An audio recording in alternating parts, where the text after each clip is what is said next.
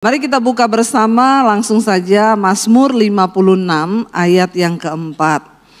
Ya, Mazmur 56 ayat yang keempat, firman Tuhan di sana berkata, ayat yang keempat, ayat yang kelima, ayat yang ketiga berarti ya.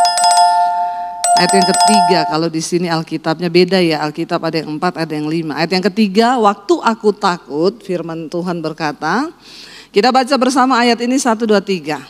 Waktu aku takut, aku ini percaya kepadamu. Sekali lagi ngomong, waktu aku takut, aku ini percaya kepadamu. Kalau kita lihat ya, firman ini sangat kontroversi ya Bapak Ibu, karena waktu aku takut, aku percaya. Siapa yang lagi takut di sini? Nggak ada, kalau gitu nggak usah khotbah, pulang saja.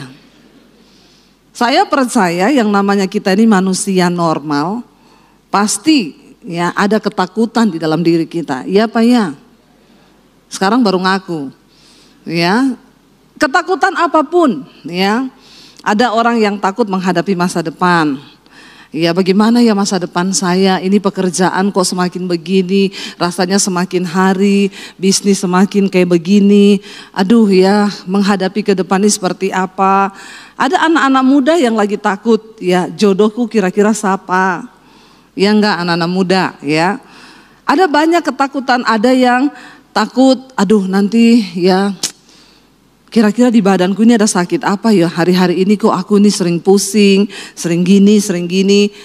Ya itu namanya normal, kita masih manusia. Ya, tapi kita mau belajar hari ini dari seorang tokoh di Alkitab, Daud menulis Mazmur 56 ini. Dia berkata, saat aku takut, waktu aku takut, aku ini percaya kepadamu. Ini luar biasa loh Bapak Ibu. Waktu kita takut, kita harus percaya kepada Tuhan. Saya yakin ayat ini ditulis oleh Daud dalam keadaan yang genting dan luar biasa. Ini adalah ungkapan hatinya yang mencoba menguatkan dirinya sendiri. Bapak Ibu dengar baik, tidak ada psikolog hebat, tidak ada dokter yang hebat yang bisa memberi engkau kekuatan, nggak ada pendeta yang hebat. Yang ada itu Tuhan yang hebat dengan dirimu sendiri yang percaya kepada Tuhan. Siapa yang bisa menyembuhkan diri kita? Siapa yang bisa memberi kita kekuatan? Siapa yang bisa memotivasi kita? Yaitu diri kita. Ya, Daud sedang menunjukkan satu peperangan batin yang begitu luar biasa. Dia bilang, waktu aku takut, aku ini percaya kepadamu. Ya, saya yakin dia mengucapkan ini dalam sebuah keadaan yang sangat ketakutan luar biasa. Ya, dan kita lihat bersama, ini mic saya bisa dikurangi, treble-nya ditambah ya biar agak-agak ngebas gitu suara saya ya. Jadi saya nggak kayak mak-mak yang lagi marahin anak kecil ya. Tes 1, 2, 3 nih bukan karakter suara saya. Saya nggak tahu apa sebutannya tapi biar agak ngebas gitu. Jadi kalau saya marah-marah teriak nggak kedengeran. Kayak kasihan bapak-bapak ini seminggu sudah diomolin istrinya. Sampai di sini diomelin pendeta lagi ya, nggak masuk itu firman. Tes 1, 2, 3, 3, 2, 1 ya. Kayak gini lebih enak ya. Iya. Di sana kita lihat bersama Mazmur 56 ini, coba kita baca dari ayat yang pertama Bapak Ibu. Kalau kita lihat judul perikopnya yang bawa Alkitab ya bisa dibaca di sana judulnya kepercayaan kepada Allah dalam kesusahan. Judul perikopnya itu. Ayat yang pertama dikatakan, untuk pemimpin biduan menurut lagu merpati di pohon-pohon tarbantin yang jauh, miktam dari Daud ketika orang Filistin menangkap dia di Gat. Ya, jadi ayat ini ditulis oleh Daud ketika dia ditangkap oleh orang Filistin waktu berada di Gat. Ya, bagaimana kisahnya? Ya, saya yakin di sini nggak banyak yang baca Alkitab. Jadi memang itu tugasnya pendeta untuk kasih tahu ke jemaat yang jarang baca. Ketahuan sekarang. Bapak Ibu, Gat ini adalah salah satu dari 5 kota di Filistin. Kita semua tahu orang Filistin itu musuh bebuyutan dari orang Israel. Ya, Perang terus ini, orang Filistin dengan orang Israel ini perang. Lalu kisah awal itu bermula ketika Daud disuruh oleh papahnya ngantar bekal perang kepada kakak-kakaknya yang lagi di medan pertempuran melawan orang Filistin. Ketika Daud membawa roti dan keju untuk kakak-kakaknya yang berperang, karena Daud gak masuk hitungan sebagai prajurit. Pada waktu kakak-kakaknya disuruh menjadi prajurit, mereka berlatih berperang, Daud itu hanya menggembalakan kambing domba yang Alkitab bilang hanya beberapa ekor. Cuma ekor tok, bukan ribuan, bukan ratusan. Daud sangat tidak diperhitungkan di dalam keluarganya. Kalau hari ini engkau tidak diperhitungkan oleh keluargamu, bersyukur karena di Alkitab pun ada orang yang sangat tidak diperhitungkan oleh keluarganya. Bahkan ketika Samuel, Tuhan berfirman kepada Samuel, kamu pergi ketemu dengan Isai. Bilang sama Isai, ada salah satu dari anaknya yang akan diurapi Tuhan untuk menjadi raja. Dan Samuel berkata, besok kamu datang ke acara pengorbanan dan aku akan mengurapi anakmu yang sudah dipilih Tuhan menjadi raja. Pada waktu itu Isai hanya menampilkan kakak-kakak Daud. Daud tidak. Ya, bayangkan loh, ini yang ngomong seorang nabi. Pada zaman itu di Israel, nabi itu orang yang sangat disegani, orang yang dipakai Tuhan. Harusnya kan Samuel juga belum tahu anak yang mau diurapi itu yang mana kan. Harusnya dia berkata Isai. Harusnya Isai itu nggak tahu kan. Harusnya dia bilang, anak-anakku semua yang laki-laki, besok Nabi Samuel akan mengurapi salah satu dari kamu. Jadi semua besok mandi. Tapi yang dipersiapkan hanya Eliab yang ganteng dan semua kakak Daud yang prajurit. Tapi Daud enggak. Jadi Daud tetap menggembalakan kambing domba. Bapak Ibu bisa bayangkan enggak perasaan Daud ketika hari itu kakaknya mandi pakai baju bagus, disuruh pakai jubah untuk mau diurapi. Lalu kan pasti Daud tanya, kalian nih besok mau kemana? Kau udah siapin baju semua? Lu enggak usah ikut-ikut. Kita bisa bayangkan perasaan Daud, ya. Makanya jangan terlalu alay lebay kalau nggak diperhatikan oleh keluarga. Udah biasa di Alkitab pun Yusuf dibenci sama keluarga, dibuang. Biasanya orang-orang yang dibenci sama keluarga nggak diperhitungkan. Ketika engkau berlutut di kaki Tuhan, engkau hidup benar, hidupmu akan diangkat Tuhan. Aminnya kurang yakin. Berarti ini orang-orang nggak dibenci sama keluarganya, puji Tuhan, haleluya 12 kali. Ya, akhirnya ketika Samuel akan mengurapi, dia lihat Eliab ganteng, tinggi, besar, badannya prajurit. Lalu Samuel berkata, wah, di depanku berdiri orang yang akan diurapi Tuhan jadi Raja Israel. Tapi Tuhan berkata, bukan. Manusia melihat apa yang kelihatan, tapi aku Tuhan melihat hati. Aku sudah menolak dia. Lewat semua kakak Daud, gak ada satupun. Lalu Samuel tanya sama Isai, ini sudah semua anakmu laki-laki? Isai bilang, enggak. Ada satu lagi, di mana dia? Menggembalakan kambing domba. Daud gak diperhitungkan. Lalu Samuel bilang, panggil dia sekarang karena kita tidak akan duduk makan sebelum dia datang. Lalu Daud disuruh panggil. Ya, saya tidak dicerita di Alkitab dia sempat pulang mandi atau tidak. Pokoknya cepet-cepetlah, buru-buru Daud datang. Ketika Daud muncul, Tuhan bilang, inilah orang yang aku berkenan. Manusia melihat apa yang di depan mata, tapi Tuhan melihat hati. Pastikan hari ini hatimu tuh beres di hadapan Tuhan. Karena Tuhan angkat kita, itu tergantung dari hatimu. Orang bisa melihat yang kelihatan. Orang melihat kepintaran, lulusan. Orang melihat ya titel, orang melihat tampang, tapi Tuhan mencari hati. Amin. Dan akhirnya ketika Daud muncul, Tuhan berkata ini dia orangnya. Lalu ambillah tabung tandukmu, urapi dia dengan minyak. Lalu Samuel menyiram Daud dengan minyak. Tapi setelah itu Daud belum menjadi raja. Besoknya ceritanya, orang Filistin sedang berhadapan dengan orang Israel di satu lembah. Lalu Goliat muncul, raksasa besar, tingginya 6 hasta 1 jengkal. Bayangkan loh, Ya, orang Israel ya mungkin hanya 2 hasta apa 2,5, tapi ini 6 hasta 1 jengkal. Mereka tidak ada yang mau maju karena dua-dua ini menghindari perang dan menghindari juga banyaknya yang terbunuh. Mereka berada di lembah.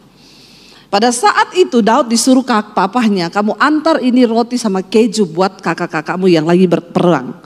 Daud datang, waktu Daud lagi antar keju, dia dengar Goliat berkata, siapa di antara kamu orang-orang Israel, mana pahlawanmu? Ya, kita maju berperang 1 lawan 1. Siapa yang menang, maka dia akan menjadi tuan dan orang kamu harus menjadi budak. Melihat tantangannya Goliat, semua bangsa Israel ketakutan, nggak ada yang berani. Ya, lalu akhirnya Daud sampai di lembah itu. Mau antar roti sama keju. Perhatikan Bapak Ibu, ketika engkau punya hati yang tulus di hadapan Tuhan, Daud tidak menyangka kalau hari itu adalah hari Tuhan mempromosikan dia. Amin. Daud hanya melakukan tugasnya, yaitu apa? Bawa keju dan roti buat kakak-kakaknya. Daud tidak berpikir hari ini Tuhan akan mengangkat aku, Tuhan akan mempromosikan aku. Enggak usah dipikir.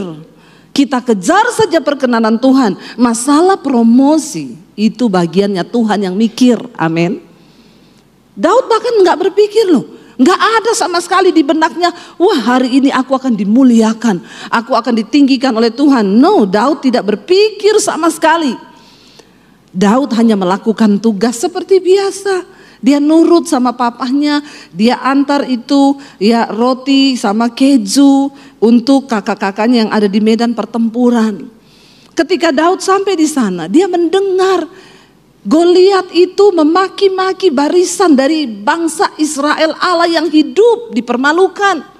Lalu Daud bilang, ini orang yang tidak bersunat, ini siapa dia?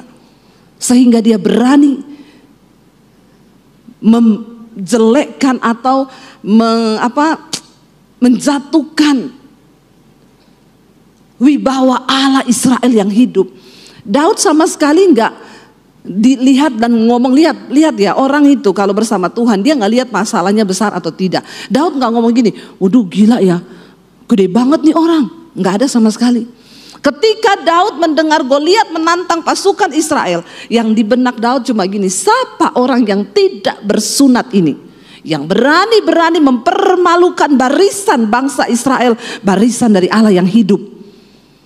Dia nggak lihat besar. Orang tuh kalau dekat dengan Tuhan, ya semua masalah di hidup ini engkau tidak akan melihat besar karena engkau tahu Tuhanmu lebih besar daripada masalahmu. Katakan amin. Lalu dia bertanya kepada orang-orang di situ, apa yang akan diberi raja kalau ada orang yang bisa mengalahkan orang ini? Lalu rakyatnya dan juga seluruh bangsa Israel, prajuritnya berkata, kalau orang bisa mengalahkan dia, pertama raja akan kasih dia kawin sama anaknya. Kedua, dia akan diangkat menjadi kepala panglima perang di Israel. Lalu Daud berkata, aku akan maju melawan dia. Lalu ada orang bilang ke Saul, Saul, ada satu orang, dia mau mengalahkan Goliat. Lalu kakak-kakak Daud dengar, dia datang. Daud dijewer, aku tahu kenakalanmu ya. Kamu itu datang ke sini mau nonton perang kan? Kamu memang nakal ya. Kamu pulang gembalakan kambing dombamu 1-2 ekor itu. Tapi Daud nggak peduli. Bahkan Saul datang dan berkata, yakin kamu nggak mungkin bisa menang melawan dia. Itu Goliat dari mudanya, dia sudah berlatih perang. Kamu ini pengalamannya apa? Nggak mungkin kamu bisa mengalahkan dia. Dari tekstur body Daud tuh bukan prajurit, nggak pernah berperang. Lalu tapi lihat ya, orang yang disertai Tuhan dia nggak peduli orang mau ngomong apa. Di hidup ini kita kan banyak ya omong-omongan negatif orang. Jangan kau dengar. Ya, nggak usah dipedulikan omongan orang yang menjatuhkan, yang melemahkan. Nggak usah digagas, nggak usah digubris. Nggak usah peduli dengan omongan orang. Karena apa? Jalan ke surga nggak lewat depan rumahnya. Ya, makanya Tuhan itu kasih kita 2 tangan. Untuk apa? Tutup kuping kanan dan kiri. Kalau kita diberi 3 tangan, 1 buat tampar mulutnya dia. Tapi kita nggak boleh nampar karena tangan cuma dua. Amin. Tutup aja kupingmu. Kakaknya menghalangi Daud, ya. Dia suruh pulang menggembalakan kambing domba karena dianggap Daud tuh nggak bisa apa-apa. Raja Saul datang, kamu mau lawan dia dengan pengalaman apa? Dia itu dari muda sudah berperang. Lewat tekstur badannya, tingginya, pengalamannya, kamu tuh nggak ada apa-apanya. Tapi Daud maju dan dia berkata kepada Saul dan seluruh bangsa Israel, aku ini biasa menggembalakan kambing domba ayahku. Lalu datang singa, datang beruang, makan kambing dombaku. Aku kejar singanya, aku robek mulutnya, aku ambil itu anak domba dari mulutnya. Kalau beruang yang datang, aku kejar beruangnya, aku robek mulutnya, aku ambil kambing domba itu dari mulutnya. Dan Daud bilang apa? Tuhan yang menyertai aku, mengalahkan kambing, mengalahkan singa dan beruang itu. Dan aku percaya Tuhan yang sama yang akan memberikan aku kemenangan untuk melawan orang Filistin yang tidak bersunat ini. Bukan soal raksasanya, bukan soal singa beruangnya, bukan soal Goliat orang yang 6 hasta tingginya. Tapi satu hal Daud bilang, Tuhan yang menyertai aku memberi kemenangan melawan singa dan beruang itu. Dia juga yang akan memberikan aku kemenangan menghadapi orang Filistin yang tidak bersunat ini. Wow, enggak Bapak Ibu? Luar biasa kan? Jangan pandang masalahmu. Jangan dengarkan omongan orang. Lihat Tuhanmu lebih besar daripada setiap persoalan. Tuhan kita lebih besar daripada prediksi masa depan. Dia Tuhan yang sanggup membuat sesuatu hanya dengan berfirman. Dia membalikkan keadaan. Cuma masalahnya kita ini percaya enggak? Daud tidak berkata gini, wah aku latihan perang, tiap hari aku bawa tombak, lembing ini, setiap hari. Enggak. Daud, apa yang dia katakan? Pengalaman pribadi dia dengan Tuhan. Kenapa saya selalu berkata kita harus punya pengalaman pribadi dengan Tuhan? Karena itulah yang menjadi dasar kita menghadapi setiap peperangan di hidup ini. Waktu kita punya pengalaman pribadi dengan Tuhan, setiap kali saya menghadapi masa depan yang mungkin kelihatannya suram ketika pandemi, bahkan kami nggak tahu mau hidup bagaimana, saya selalu berkata, Tuhan, aku dulu pernah mengalami lebih sulit dari hari ini. Saya cuma tinggal di kos-kosan, nggak punya sapa-sapa. Saya cuci baju orang di kos-kosan untuk bisa dapat makan. Saya pernah melewati itu Tuhan. Dulu saya nggak punya orang tua, saya nggak punya siapa-siapa yang saya bisa sandarkan harapan saya kepada manusia. Saya pernah hidup tanpa uang 1 sen pun. Saya pernah melewati itu Tuhan. Dan keadaanku hari ini tidak seburuk dulu. Dulu pun Engkau menyertai aku. Dan aku percaya ini terlalu mudah. Tuhan yang sama yang akan menyertai aku melewati setiap tantangan di dalam hidup. Tidak ada perkara yang mustahil bagi Tuhan asal engkau percaya. Orang Kristen jangan kau lari dari setiap masalah. Izinkan Tuhan turut bekerja. Karena setiap proses masalah yang kau hadapi di hidupmu, Tuhan punya rencana. Supaya engkau punya pengalaman pribadi dengan Tuhan. Jadi bukan hanya dari kata orang, seperti Ayub bilang, dulu aku mendengar kedahsyatan Tuhan itu hanya dari kata orang. Tapi sekarang mataku sendiri yang sudah melihat dia, melihat pemulihan yang Tuhan kerjakan di dalam hidupku. Kalau hari ini engkau sedang menghadapi masalah, bilang terima kasih Tuhan. Aku gak pandang masalahku yang besar, tapi aku pandang Tuhanku yang besar. Daud tidak mengandalkan kekuatan perang. Dia nggak mengandalkan, oh saya sudah latihan juga. Enggak, dia bilang Tuhan yang memberi aku kemenangan. Tuhan yang sama yang akan memberi aku kemenangan melawan orang yang tidak bersunat ini. Lalu apa Saul bilang? Ya sudah, karena juga Saul nggak punya pilihan. Pasti dalam hatinya dia ketawa. Tapi ini nggak ada satupun yang berani. Prajuritnya nggak ada yang berani. Ya sudahlah, siapa tahu, walahu alam. Ya siapa tahu benar menang. Akhirnya Saul bilang pakai baju perangku ya supaya kamu terlindungi. Dikasih pakai, Daud tidak bisa jalan karena dia tidak biasa. Baju perang berbicara tentang apa? Perlindungan manusia. Ya, berbicara tentang apa? Sesuatu yang diandalkan manusia. Karena Saul berpikir kalau engkau pakai ini engkau aman. Baju perang itu melindungi kita dari senjata. Tapi ternyata Daud tidak bisa. Daud nggak pernah mengandalkan manusia. Dia selalu mengandalkan Tuhan.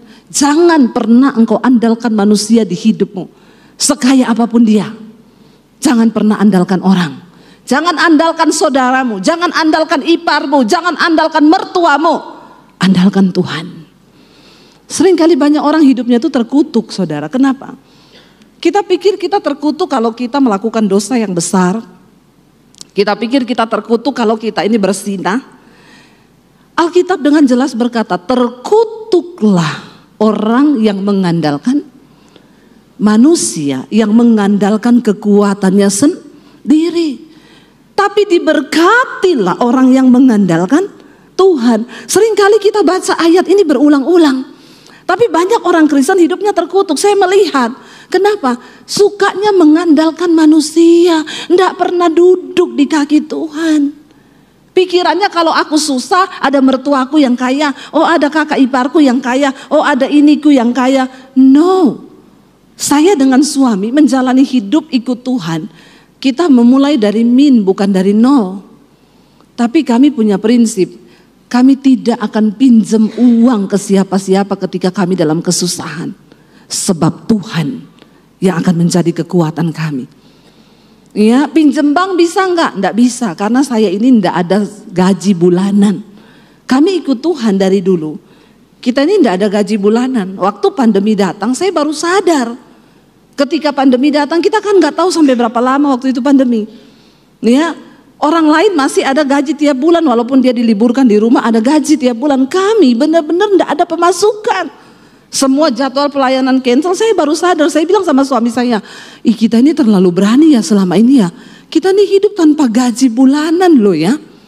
Makanya kita nggak bisa beli rumah kredit. Saya dulu pernah mau kredit rumah di bank, mau nyicil, ditanya, Bu, slip gajinya mana? Saya gajinya ada mas. Lah slipnya nggak ada. Orang banknya bilang aneh ya, ada gaji tapi tidak ada slip ya. Emang ibu gajinya dari mana? Dari sorga mas. Terus slipnya dengan iman. Masnya bilang maaf ya bu, bank belum terima slip gaji dengan iman. Karena memang kita punya atasan belum beriman kebetulan. Jadi nggak bisa bu pakai slip gaji dengan iman. Jadi kita dari dulu nggak bisa beli apa-apa itu kredit karena memang ya nggak ada slip gaji. Ya, puji Tuhan hari ini semua beli cash. Tuhan, di mana engkau taruh iman pengharapanmu, dia akan bekerja. Terkutuk orang yang mengandalkan manusia.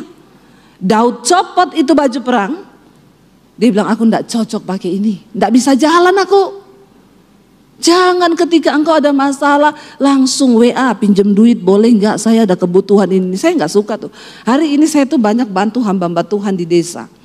Tapi begitu ada hamba Tuhan yang minta, saya bilang sama dia, andalkan Tuhan. Tuhan bisa menggerakkan orang siapapun. Ya, jangan mau saudara. Kalau ada hamba Tuhan yang minta-minta, enggak usah dibantu. Suruh dia berharap sama Tuhan. Saya isi seminar hamba-hamba Tuhan di mana-mana saya bilang, kalau engkau tidak punya iman, jangan kau jadi pendeta. Apa yang mau kau andalkan di dalam hidupmu? Apa yang mau kau ajarkan kepada jemaatmu? Kau saja minta-minta, engkau mempermalukan Tuhan. Ya, apalagi ada yang curhat di mimbar, saudara. Saya itu puji Tuhan diberkati Tuhan, saya sekarang beli mobil. Ya, selama ini cicilannya lancar. Tapi bulan depan itu ya saya sih belum tahu ya dari mana datang cicilannya. Tapi saya percaya bahwa Tuhan akan mencukupi. Jangan saudara tergerak. Nanti ada jemaat yang tergerak. Pak saya tadi dengar khotbah Bapak gini Pak. Saya tergerak Pak mau kasih. Nah, itu saudara sudah jadi Tuhan buat dia. Itu namanya curcol. Curhat colongan. Di mimbar gak usah curcol. Gak usah ngomong kesusahan hidupmu. Cerita tentang kebaikan Tuhan. Ya ada hamba-hamba Tuhan tuh yang hidupnya makanya begitu, pelayanannya begitu, gak diberkati, terkutuk bahkan. Kenapa? Karena andalannya manusia. Ya lihat ada jemaat yang kaya itu yang dia ya banggakan, itu yang dia harapkan. No, Bapak Ibu, kita hidup berdasarkan iman kepada Tuhan. Saya nggak tahu ini bisa selesai atau enggak. Kalau enggak saya lanjut di ibadah kedua. Nanti saudara ikut lagi atau nanti nonton aja. Karena ini cukup panjang, nggak bisa dipotong nih pembahasannya. Dan akhirnya Daud tanggalkan itu baju perangnya Saul, ditanggalkan. Ya, dibuang, saya nggak bisa pakai ini, nggak bisa berjalan. Daud tidak pernah bisa mengandalkan manusia karena dia selalu mengandalkan Tuhan. Lalu ditanya sama Saul, terus lu mau maju pakai apa? Pakai tangan kosong, nggak bawa tombak, lembing. Sementara Goliat sudah maju di tengah lembah itu, ya dia membawa tombak, lembing. Lalu Goliat menertawakan Daud dan berkata, kamu pikir aku ini anjing? Kata Goliat kepada Daud, anjingkah aku sehingga engkau mendatangi aku cuma dengan batu dan ketapel? Engkau harus mengalahkan aku bawa tombak, lembing, dan tongkat, tapi yang kau bawa apa senjatamu? Ya, lalu Daud balas Goliat begini, engkau boleh mendatangiku dengan tombak, lembing, dan tongkatmu, tapi aku mendatangi engkau dengan nama Tuhan Allah yang hidup. Siapa yang bisa kalahkan Tuhan Allah yang hidup? Jangan takut Bapak Ibu, seburuk apapun keadaan di depanmu, saingan bisnismu mungkin terlihat lebih kuat, tapi berkat Tuhan itu tidak pernah tertukar. Amin. Ya, berkat Tuhan sudah ditakar dan Tuhan yang menjamin. Ketika di masa pandemi kami juga nggak tahu mau bagaimana. Saya bilang sama suami, yang terburuk mungkin kita jual rumah di Jakarta, kita pulang ke Solo, karena nggak tahu mau bagaimana hidup. Ya, tapi kita berserah aja sama Tuhan. Karena saya percaya Tuhan dapat membalikkan keadaan cuma dengan dia berfirman. Dia bilang jadi, maka jadi. Memang di luar nalar kita. Lalu ya saya pun melihat bagaimana saya tidak mengerti kalau masa pandemi itu masa promosi buat saya seperti Daud. Siapa yang menyangka? Siapa yang tahu? Siapa yang menduga? Tapi itulah apa yang tidak pernah kau lihat dengan mata, tidak pernah timbul dalam hati, itu yang disediakan Tuhan bagi orang-orang yang sungguh percaya kepada Dia. Singkat cerita, Daud maju. Dia ambil satu batu, cuma satu loh. Satu. Dia taruh di ininya, dia ayunkan, dilemparkan. Alkitab berkata tepat mengenai dahinya Goliat. Batu itu masuk tertancap di kepalanya. Goliat jatuh dengan mukanya tertelungkup ke tanah. Orang yang tingginya 6 hasta cuma mati dengan sebuah batu kecil. Itulah Tuhan.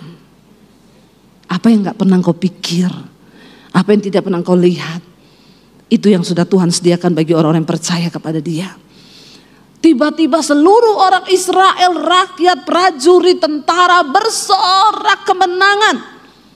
Karena saat itu juga kemenangan menjadi milik dari orang Israel. Sebaliknya orang Filistin ketakutan. Ya, bahkan Saul pun bersorak-sorak sukacita karena kemenangan besar mereka raih. Tapi saudara, akhirnya hari itu juga Saul membawa Daud pulang ke istananya. Lalu dia mulai ya dekat dengan Daud dan promosi mulai diberikan. Daud diangkat menjadi panglima perang.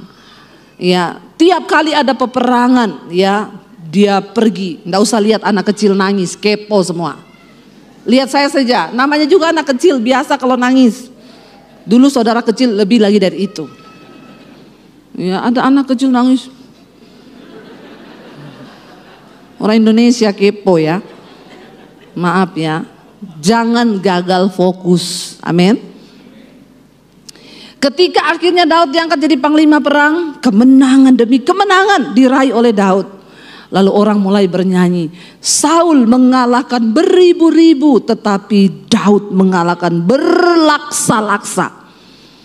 Tiba-tiba Saul menjadi iri hati kepada Daud.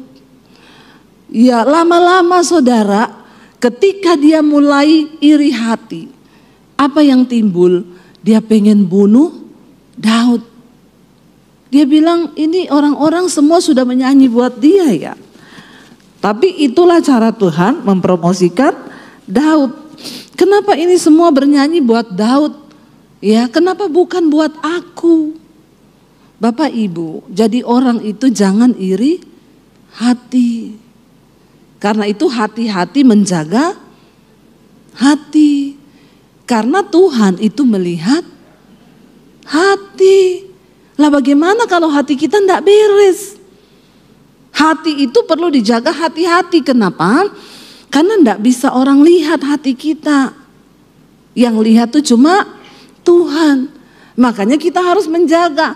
Kalau saya pakai baju terbalik, orang bisa lihat, Bu, bajunya ibu kebalik. Maaf ya Bu. Tapi kalau hati saya kebalik, siapa yang bisa lihat? Di depan tersenyum, di belakang prep. Banyak gak orang kayak begitu? Nggak usah curhat, nggak usah curcol. Banyak, di depan pura-pura baik. Ya, saya tidak terbiasa begitu. Saya kalau nggak suka, saya bilang nggak suka. Kalau suka, saya bilang suka. Ya, jadilah orang yang apa adanya, enak. Jangan jadi orang munafik, hidupmu nggak diberkati. Saul itu jahat, hatinya itu sirik. Dia iri sama Daud, melihat keberhasilan Daud. Lalu dia bilang sama anaknya Yonatan, Yonatan, Papa berikhtiar untuk membunuh Daud. Lalu Yonatan bilang, Pak, Daud itu bikin salah apa sama kau? Dia justru mempertaruhkan nyawanya untuk menyelamatkan bangsa kita. Dia maju melawan orang Filistin itu Goliat. Janganlah engkau berbuat dosa di hadapan Tuhan dengan engkau membunuh orang yang tidak bersalah. Tapi namanya orang iri hati, itu susah saudara. Ya tanda-tandanya kita ini iri hati ya. Susah lihat orang seneng, seneng lihat orang susah. Kalau saudara susah lihat keluargamu diberkati, mungkin ada orang atau siapapun, itu tanda-tanda engkau iri hati loh. Jangan iri hati sama orang. Jangan berniat jahat untuk menjatuhkan orang, percuma. Apalagi kalau orang itu tidak balas, dia justru duduk di kaki Tuhan. Maka waspadalah kau. Ya jangan. Hidupmu terkutuk dan orang itu akan semakin diberkati. Daud gak ngerti apa-apa. Lalu Yonatan bilang sama Daud, karena mereka bersahabat, papaku itu mau bunuh kamu. Lebih baik sekarang kamu sembunyi ya. Nanti kalau sudah aman aku kasih tahu. Lalu Yonatan membujuk papanya, Pak, Daud tuh tidak salah gini-gini. Akhirnya Saul bilang, ya aku tidak akan membunuh dia. Tapi dia pura-pura. Akhirnya Daud dinikahkan dengan anaknya Saul.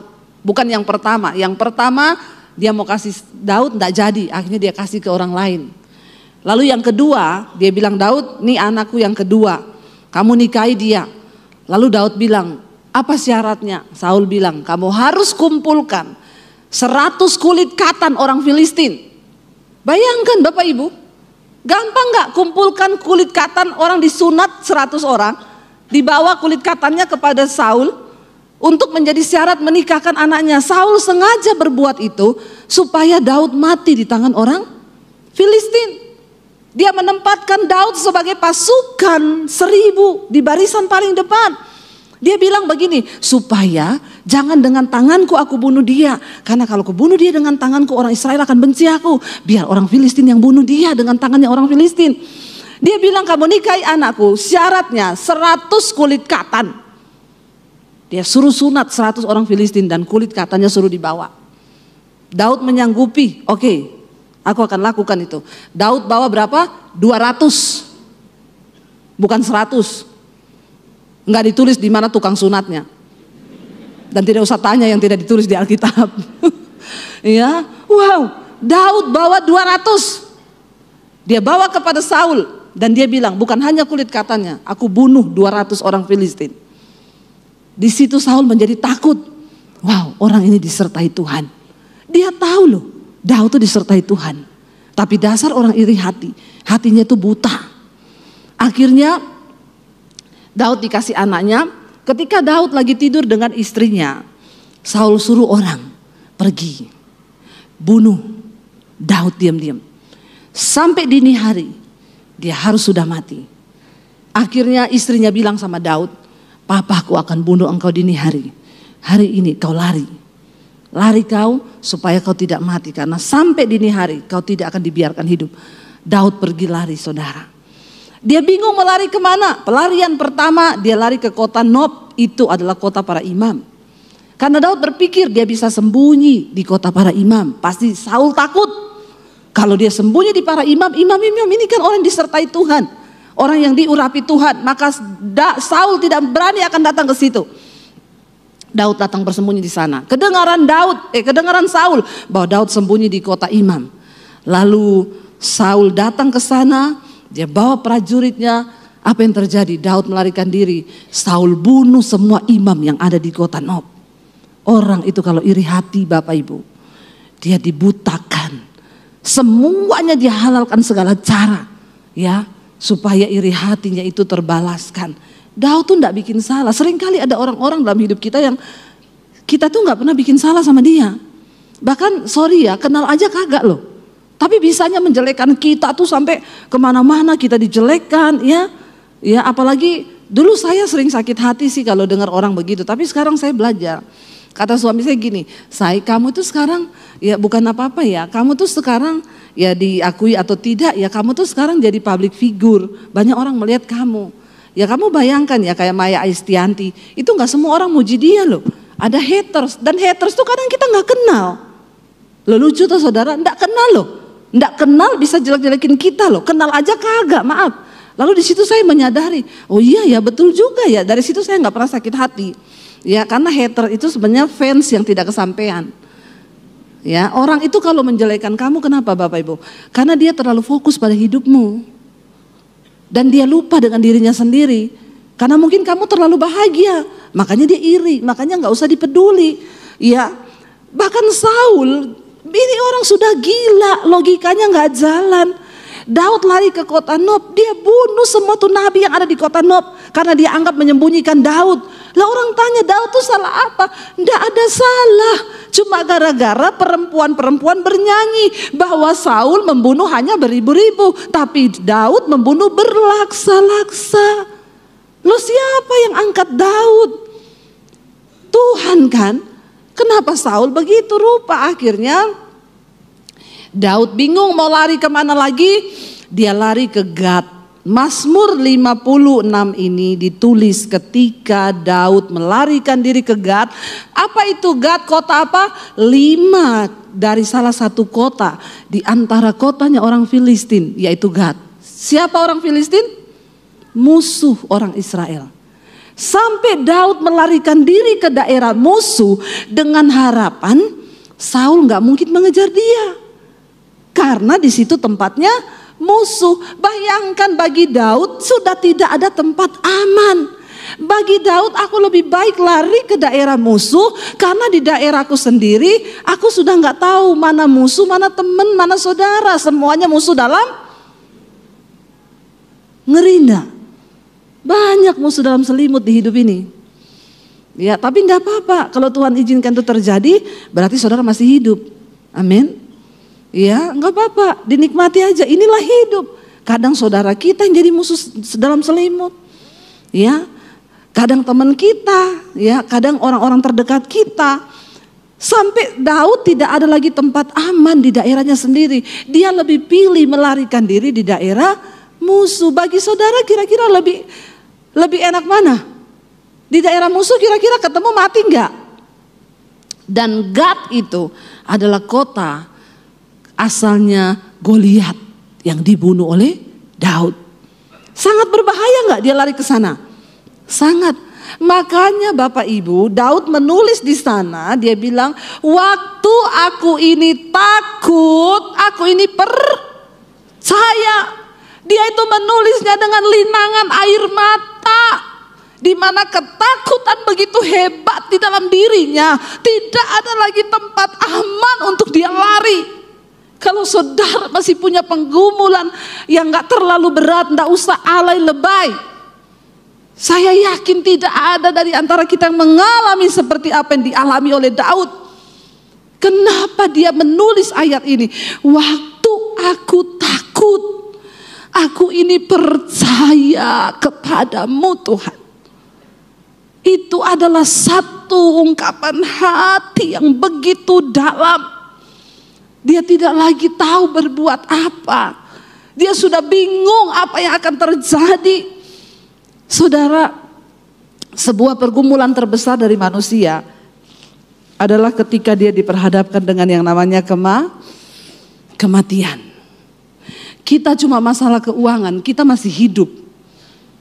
Tapi kalau yang sudah namanya kematian di depan mata, disitulah iman ini diuji benar-benar. Daud bilang, waktu aku ini takut, aku ini percaya kepadamu Tuhan. Sekarang kita baru ngerti, ya, dan ayat ini dikatakan ini adalah miktam dari Daud ketika dia ditangkap di negeri orang Filistin. Lalu apakah Daud ditangkap? Ya, orang mengenali dia. Ini kayaknya orang yang dulu pernah membunuh Goliat, pahlawan kita. Lalu Daud ditangkap dan dibawa menghadap kepada raja mereka, yaitu Raja Akis. Daud bingung, entah mau bagaimana. Lalu Daud dikasih mungkin hikmat sama Tuhan. Daud berpura-pura jadi orang gila. Ya, dia ludahi ya, mukanya sendiri itu penuh ludah. Ya, lalu orang membawa dia ke Raja Akis, dia nyanyi-nyanyi. Sudah itu di puncak kesetresan yang paling tinggi loh. Ya, Bapak Ibu belum pernah rasa jadi orang gila kan?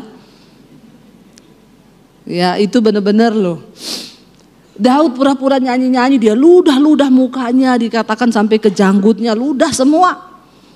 Lalu dia dibawa menghadap Raja Akis. Raja Akis marah besar, berkata begini, kenapa kamu bawa orang gila datang ke istanaku? Lalu pegawainya bilang, tapi ini dulu orang yang pernah membunuh Goliat. Tapi Raja Akis tidak percaya, dan itulah Tuhan. Ya, ini bisa ditiru ini kayaknya ya. Kalau Bapak Ibu ada debt collector datang ke rumah, pura-pura aja jadi gila. Debt collectornya datang nyanyi-nyanyi aja. Ya, jangan ditiru, ini adegan berbahaya. Dan hanya dilakukan oleh para ahli saja. Ya, kalau saudara tidak ahli jangan. Ya, lalu Daud dilepas Bapak Ibu. Tetapi di dalam ketakutan yang memuncak karena ini daerah musuh, daerahnya Goliat yang pernah dia bunuh. Ini sama dengan antar nyawa. Tapi Tuhan itu dahsyat. Tuhan itu luar biasa. Saya mau saksikan kemarin pengalaman kita ke Israel, tapi waktunya sudah tidak cukup ya Pak. Sudah tidak cukup, nanti di ibadah kedua saja. Nah, itu saudara, luar biasa. Saya undang para imam musik maju. Itu luar biasa. Ya, grup saya kemarin berangkat 116 orang dengan sudah siap mati karena naik pesawat rusak. Tapi nanti saya saksikan di ibadah yang kedua. Itu dahsyat. Saya akui, ya saya acungkan jempol ini semua peserta antara mau naik sama tidak. Ya, semua waktu itu sudah putuskan pulang. Kami tidak mau berangkat, Bu.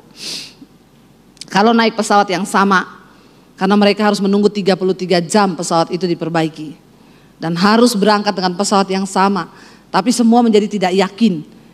Ibu jamin ini pesawat sudah baik. Karena error sistem pesawatnya. Nanti saya cerita, ya itu luar biasa pengalamannya.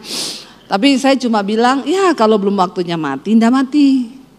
Kalau sudah waktunya mati, biar kau tidak berangkat, kepleset kau di kamar mandi toilet. Mati kau, karena sudah waktunya. Jadi mau kemana lagi? Ya akhirnya mereka percaya dan akhirnya mereka berangkat semuanya.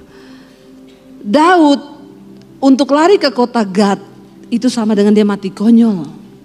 Tapi tidak ada lagi tempat untuk dia lari. Di sana dia mengalami ketakutan yang luar biasa. Tapi dia bilang, waktu aku takut, aku ini percaya kepada Tuhan. Apa yang kau takutkan hari ini? Bapak Ibu, angkat imanmu kepada Tuhan. Datang pada Tuhan dan bilang, Tuhan kami mau belajar percaya. Bangkit berdiri bersama, masuk dalam hadirat Tuhan.